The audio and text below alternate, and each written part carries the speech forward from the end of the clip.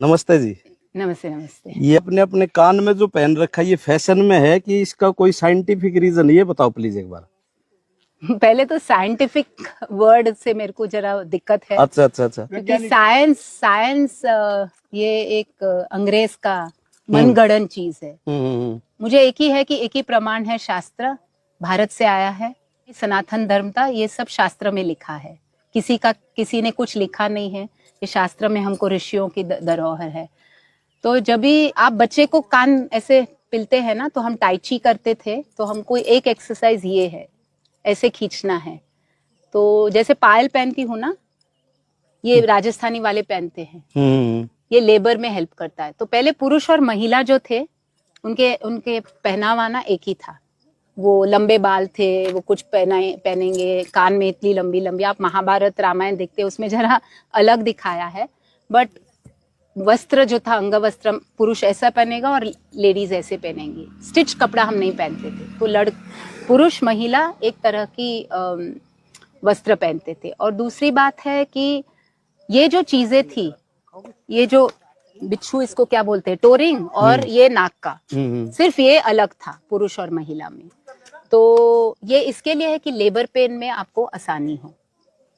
तो कान में ये टोचा गया था, ये आपका प्रेशर पॉइंट्स, जैसे टाइची में बोला जाता है ना, इसको हम खींचते हैं 1 2 3 4 36 टाइम्स। तो टाइची में किधर से आया? तो ये मेरी माँ बोलती थी ये नाक का बनवा दो। मैंने बनाया नहीं शादी के टाइम, बाद में बना दिया।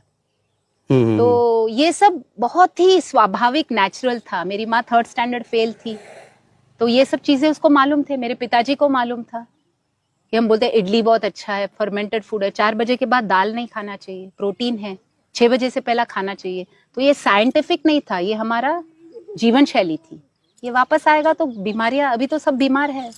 मतलब तो ये फैशन में नहीं, ये जीवन शैली में, ये जरूरत है। ये मैं 30 साल से पहन रही हूँ, ये 30 साल से पहन रही हूँ, और लोगों से सीखा। ऑर्डिनरी किसी को, राजस्थान गई थी तो वहां देखा तो ये पहना, तो ये बोले बैक पेन को ये असर करता है आज, बैक पेन। तो आपको कुछ फायदा मिला ये पहनने से? 40 साल से वेस्टर्न मेडिसिन लिया नहीं मैंने। अच्छा, नहीं, सीरियसली है, प्रॉब्लम्स है, क्योंकि कुछ ना कुछ होता है, ट्रैवल करना होता है, ये होता है। वो आप, बट हम जीवन शैली अपनी, एक बात और बता रहे थे कि सोना कहाँ तक पहनना चाहिए और चांदी कहाँ तक, वो भी आपने। पहले मैं ये बड़ी बड़ी, आज जो करते हैं ना बड़ी बड़ी आर्टिफिशियल चीजें, वो मैं 20-30 साल पहले पहनती थी। तो मेरी माँ बहुत गुस्सा करती थी, नहीं पहनना चाहिए, दरिद्र होता है ये। तो सोना कमर के ऊपर से पहनना चाहिए। एक स्वामी जी ने मुझे बताया कि ये क्यों ऐसे बड़ी बड़ी ये सब पहनो मत, आपका त्रिदोष का इम्बैलेंस हो जाएगा। तो आपका संतुलन, हाँ, संतुलन त्रिदोष जो है, वात पित्त कफ, तो ये कोई देखता नहीं है। और 80% 90% आज बीमारियां वात के वजह से है, सबको वात का प्रॉब्लम है। तो रहन सहन, दिनचर्या, ऋतुचर्या तो चल जाता है। ये आप सही करेंगे, बीमारियां नहीं आएंगी। बीमारियां तो वेस्टर्न इन्वेंशन है। हाँ, कमर तक सोना पहनना है और कमर के नीचे चांदी होना चाहिए। तो ये कंदूरा जो बच्चों को पहनते थे, ये सब लेडीज वहां राजस्थान में पहनती थी। मेरे को दिखाया तो बनवा के लिया फिर।